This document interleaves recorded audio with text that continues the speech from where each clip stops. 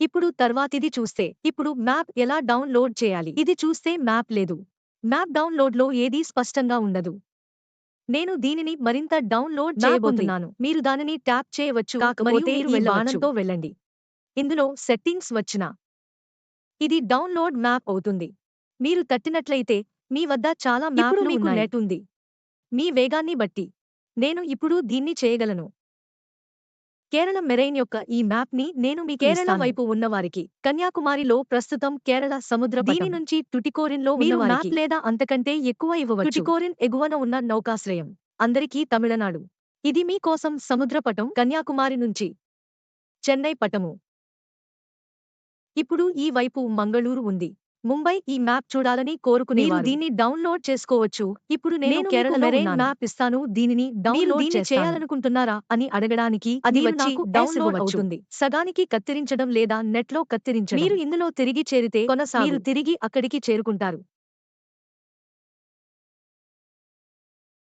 ఇప్పుడు చూస్తే డౌన్లోడ్ చేసుకోండి. ఇది పూర్తయిన వెంటనే ఈ సందేశం రాబోయే మ్యాప్ ను డౌన్లోడ్ మీరు బాగానే ఉంటారు.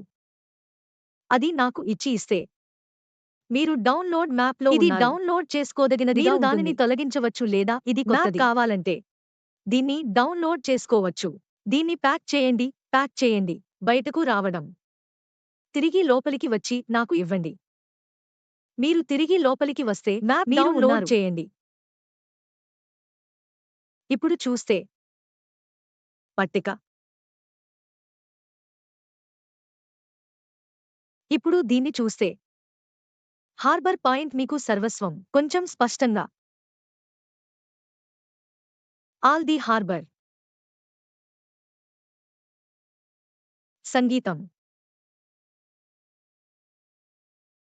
ఇది మీ కోసం అన్ని హార్బర్ పాయింట్లను మ్యాప్ చేయండి. ఇవన్నీ మీకు స్పష్టంగా తెలుస్తాయి. మ్యాప్ ఎంత క్లియర్గా డౌన్లోడ్ అవుతుందో ఇలా వేరే మ్యాప్ మీరు డౌన్లోడ్ చేసుకుంటే ఇక్కడకు వెళ్ళండి. మ్యాప్ మరియు లేయర్ ఆప్షన్ విభిన్నంగా ఉంటుంది. మీ వద్ద మ్యాప్ ఉంటే మీరు దానిని సెలెక్ట్ చేసి చూద్దాం.